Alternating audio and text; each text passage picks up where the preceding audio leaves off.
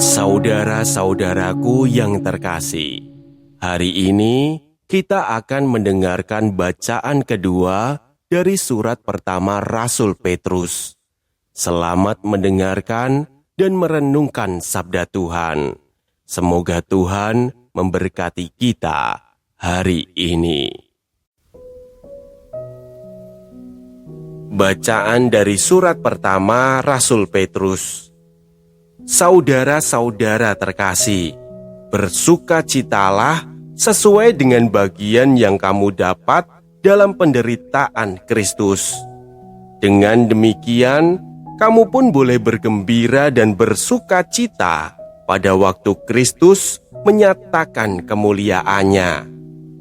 Berbahagialah kamu jika dinista karena nama Kristus, sebab roh kemuliaan, yaitu roh Allah, ada padamu.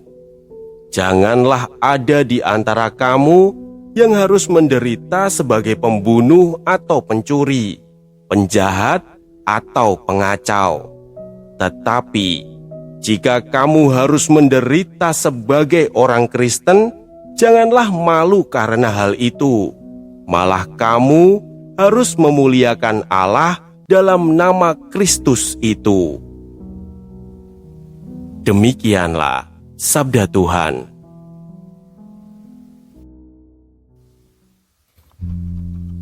Saudara-saudaraku yang terkasih, dalam bagian ini Petrus mengajak jemaat melihat penderitaan dengan cara yang berbeda. Ia mengatakan bahwa ketika seseorang menderita karena mengikuti Kristus, ia tidak perlu malu. Sebaliknya, ia diajak tetap bersukacita karena mengambil bagian dalam penderitaan Kristus. Hal ini tentu tidak mudah, karena manusia pada dasarnya ingin hidup tenang, ingin diterima, dan ingin terhindar dari luka.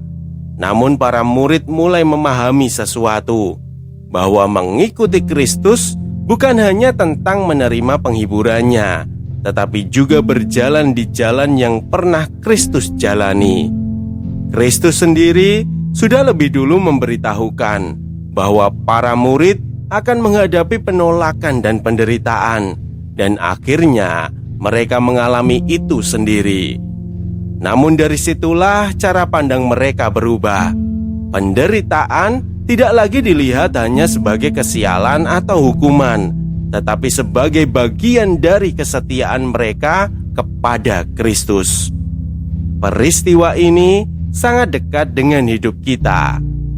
Ada saat ketika mempertahankan iman membuat kita harus berjalan berbeda.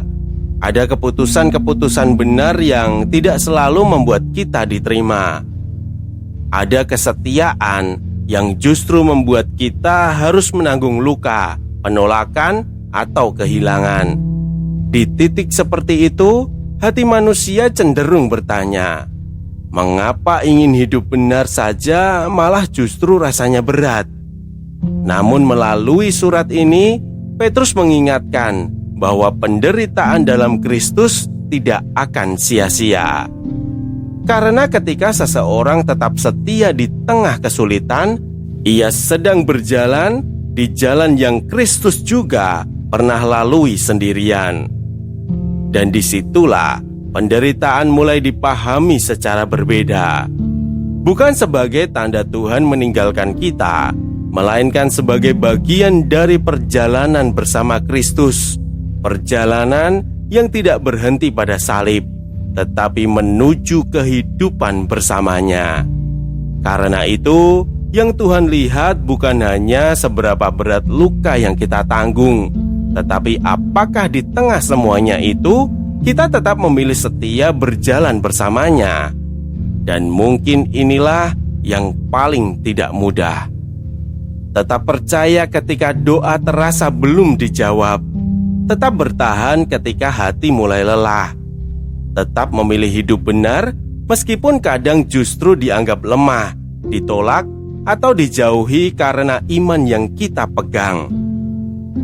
Namun melalui penderitaan Kristus, kita belajar bahwa setiap kesetiaan yang tetap bertahan di tengah kesulitan selalu dilihat dan dihargai oleh Tuhan. Kristus sendiri pernah ditolak, dihina, dan menderita. Tetapi ia tetap berjalan dalam kasih dan ketaatan kepada Bapa. Karena itu, ketika kita tetap setia di tengah kesulitan, kita tidak sedang berjalan sendirian. Ada Kristus yang lebih dulu memahami luka, ketakutan, dan beratnya perjuangan manusia, dan ia tetap berjalan bersama kita.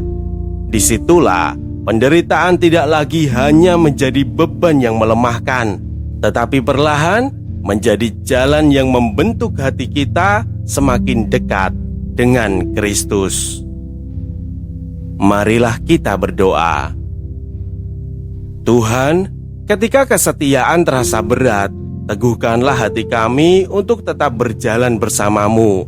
Ajarilah kami untuk tidak melihat penderitaan hanya dengan ketakutan, tetapi juga dengan iman yang percaya bahwa Engkau tidak pernah meninggalkan kami. Dan ketika kami harus memikul salib dalam hidup ini, ingatkanlah kami bahwa Engkau sendiri telah lebih dulu berjalan di jalan itu. Amin. Jangan biarkan sabda ini berhenti di kamu. Jika hari ini kamu merasa Tuhan berbicara padamu lewat bacaan ini, bagikanlah.